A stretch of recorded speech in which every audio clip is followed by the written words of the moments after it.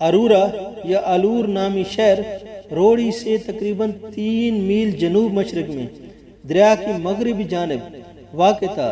اس قدیم شہر کے آثار اب بھی موجود ہیں۔ محمد بن قاسم نے ارور اور بغرور موجودہ بکر کے انتظامات کیے، پھر قلعہ باتیا پہنچے۔ وہاں راجہ دہر کا چچا زاد بھائی ککسا حکمران تھا۔ اس نے اطاعت قبول کی۔ جہاں سے فاتح سندھ نے دریائے بیاس کو عبور کر کے قلعہ اسکندہ فتح کیا۔ اس کے بعد سکہ پر قبضہ کیا۔ سکہ ملتان سے متصلح شہر تھا۔ سکہ سے محمد بن قاسم دریائے راوی عبور کر کے ملتان پر حملہ آور ہوئے۔ یہاں کی فوج مقابلے پر اتر آئی۔ 2 ماہ تک جنگ جاری رہی۔ آخر قلعے کی مضبوط دیوار منجیکوں کی مار نہ سہ سکی اور ٹوٹ گئی، جس کے بعد قلعہ فتح ہو گیا۔ فتح ملتان کے بعد محمد بن قاسم نے شہر میں ایک شاندار مسجد تعمیر کروائی، اطراف کے علاقوں کے انتظامات کیے۔ اس کے بعد فاتح سندھ کنوج پر فوج کشی کرنے والے تھے کہ شوال 95 ہجری جون 714 عیسوی میں حجاج بن یوسف کا انتقال ہو گیا۔ محمد بن قاسم نے مشرقی ممالک کے نئے حاکم اعلیٰ کے تقرر تک کنوج پر فوج کشی کا ارادہ ملتوی کر دیا اور سلمان اور کیرج کے علاقوں کو فتح کیا۔ حجاج بن یوسف کی وفات کے 8 ماہ بعد جمادی الثانی 96 ہجری بمطابق فروری 715 عیسوی میں خلیفہ ولید بن عبد المالک کا بھی انتقال ہو گیا۔ ان کی وفات کے بعد سلیمان بن عبد المالک خلیفہ بنے۔ انہوں نے یزید بن مولہب کو مشرقی ممالک کا حاکم اعلیٰ مقرر کیا، جو حجاج کے مخالف تھا۔ ان کے دور میں محمد بن قاسم کو سندھ سے واپس عراق بلا لیا گیا اور واسط کے قلعے میں قید کر دیا گیا۔ وہی ان کا انتقال ہو گیا۔ ان کی موت کے بارے میں داستانیں تاریخ دانوں کے نزدیک غیر مستند ہیں۔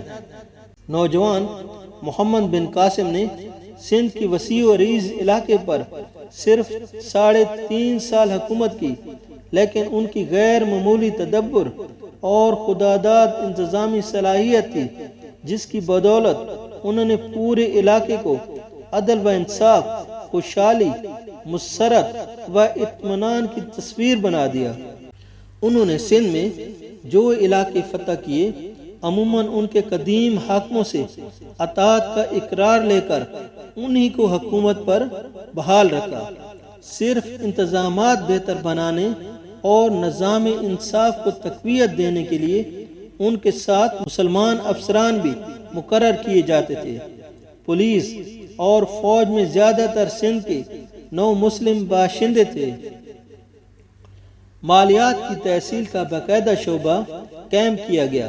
جو قومیں مسلمان ہوئیں ان کی زمینوں پر عشر وصول کیا جاتا تھا۔ لگان اور خراج سے جو رقم حاصل ہوتی تھی، اس کا بڑا حصہ ملک میں رفاع عامہ کے کاموں پر صرف کیا جاتا تھا۔ مال گزاری کی وصولی، حساب کتاب وغیرہ برہمنوں کے ذمہ تھا۔ کسانوں کو طرح طرح کی سہولتیں دی۔ جن کاشتکاروں کے یہاں پیداوار کم تھی، ان پر سرکاری لگان معاف کر دیا گیا۔ معاشرے میں بعض طبقوں کو پست اور ذلیل سمجھا جاتا تھا۔ محمد بن قاسم نے ان طبقوں کو عزت اور احترام دلوایا۔ محمد بن قاسم نے انصاف کو سر بلند کرنے کے لیے تمام شہروں میں قاضیوں کا تقرر کیا۔ قاضی حضرات عام طور پر خطابت اور قضاء دونوں عہدے سنبھالتے تھے۔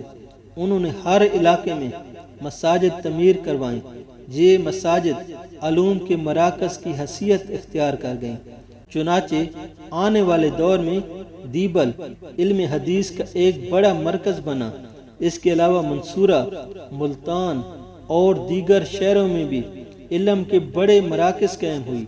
تاریخ میں ایسی مثالیں بہت ہی کم ملتی ہیں کہ ایک نوعمر سپہ سالار نے صرف 3.5 سال کے عرصے میں ایک ایسی قوم کو اپنا مطیع ہی نہیں بلکہ گرویدہ بنا لیا جو اس کی کٹر دشمن تھی۔ یہ محمد بن قاسم کا مثالی حسن سلوک، ان کی رواداری، نرم مزاجی اور رحم دلی تھی، جس کی بدولت اہل سندھ اپنے نوجوان فرما روا سے پرستش کی حد تک محبت کرنے لگے۔ یہ محبت آج بھی زندہ ہے اور آنے والی نسلیں بھی اپنے محسن محمد بن قاسم کو یاد رکھیں گی۔